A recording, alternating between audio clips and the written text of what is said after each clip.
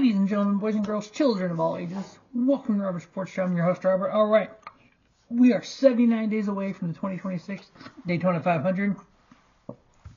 25 days into the off-season, non-racing season.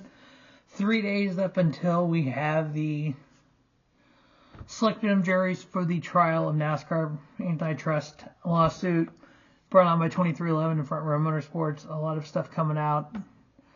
I'm not a lawyer. I don't understand where all this goes and how this is going to work, what the end result's going to be. We're going to have one of two things happen in the end result of this. We're either going to have basically NASCAR unlike what we've ever seen before, or we're going to have two less teams. Yeah, I mean, honestly, I don't want to see the two less teams, but I also don't want to see unrecognizable NASCAR. I think NASCAR will release on Monday morning, I'm assuming, the 2026 and beyond playoff championship format. Let's just call it championship format because I don't think we're having a playoff. I think it's going to be 36 full season points once again, like 2003 was. Just my feeling. I think is something that Steve O'Donnell had said.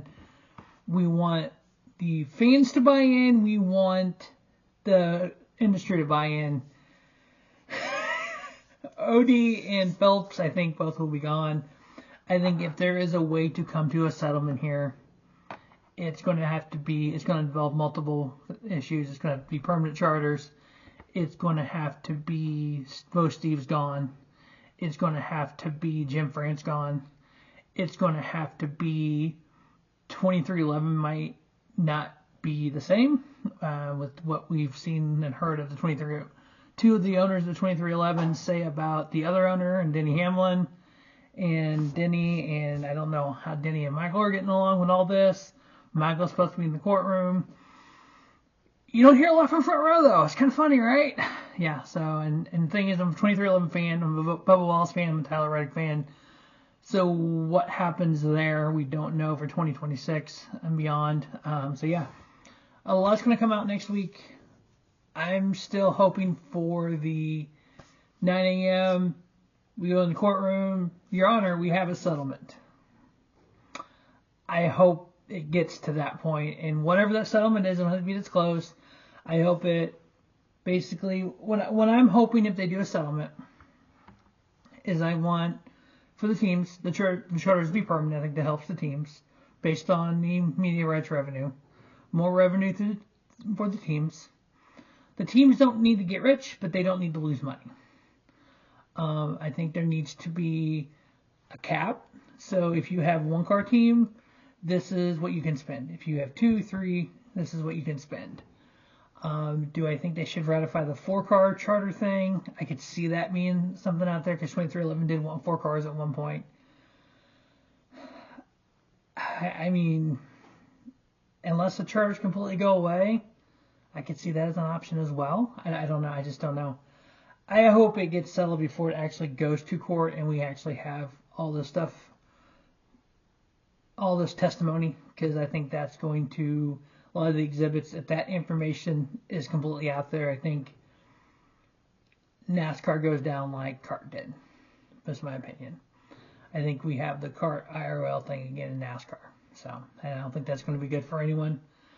I think it literally just blows NASCAR up, and there may not be a NASCAR. There may not be stock car racing.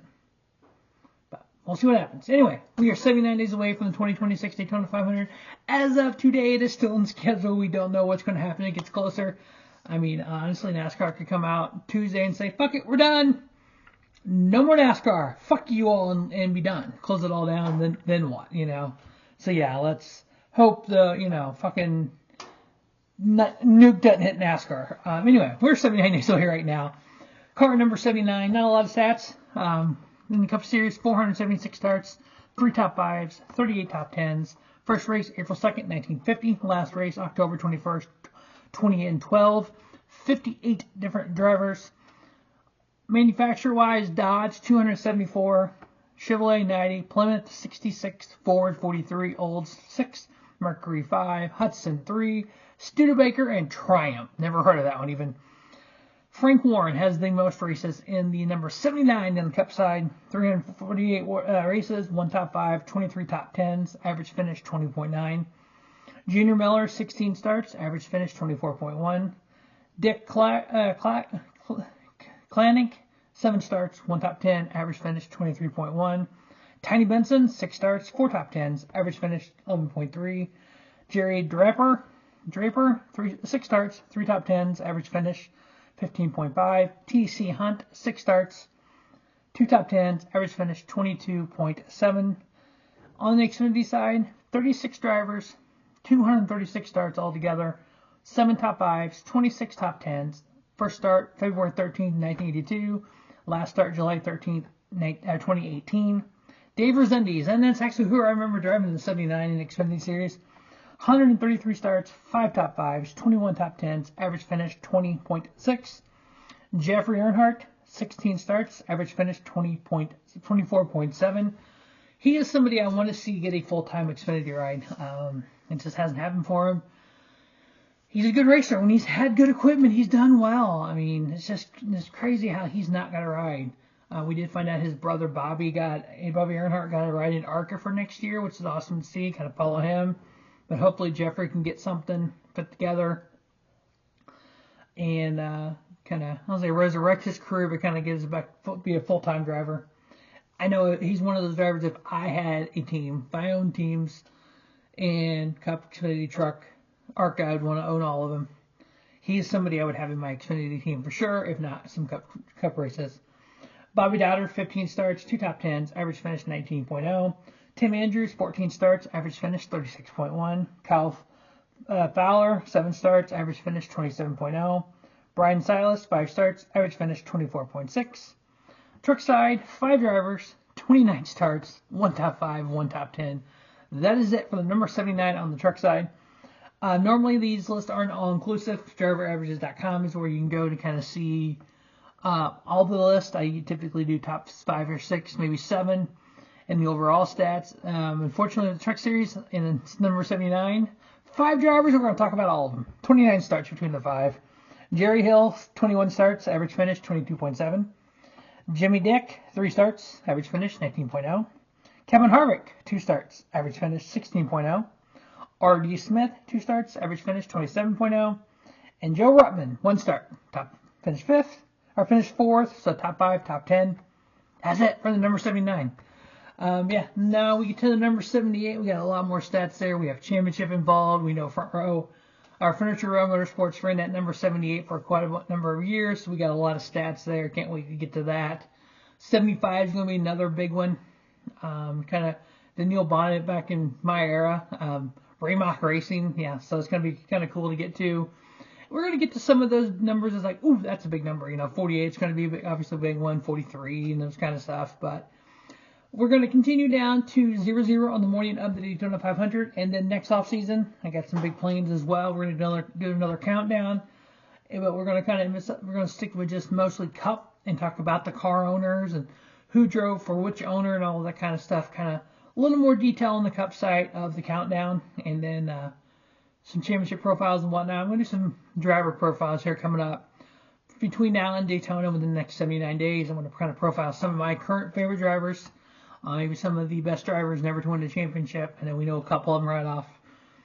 We'll still talk about them, and then I thought about trying to profile an owner that I had talked about on TMD last week. I don't know if you listened, any of you listen to XM NASCAR Radio, The Morning Drive with Pete Stoney and Mike Bagley. They had a call in on Tuesday, was Mount Rushmore of personalities. Rob from Missouri. And mine was Carl Kiekhaefer, Darrell Waltrip, Bruton Smith, and Dale Earnhardt. And I love the fact I got off the call and Mike was like, when I came up with this idea for this exercise today, I did not think I'd get a Carl Kiekhaefer mention. And Pete was like, we've been on this show since 2009. Carl Kiekhaefer's been brought up twice, and I think I did it both times.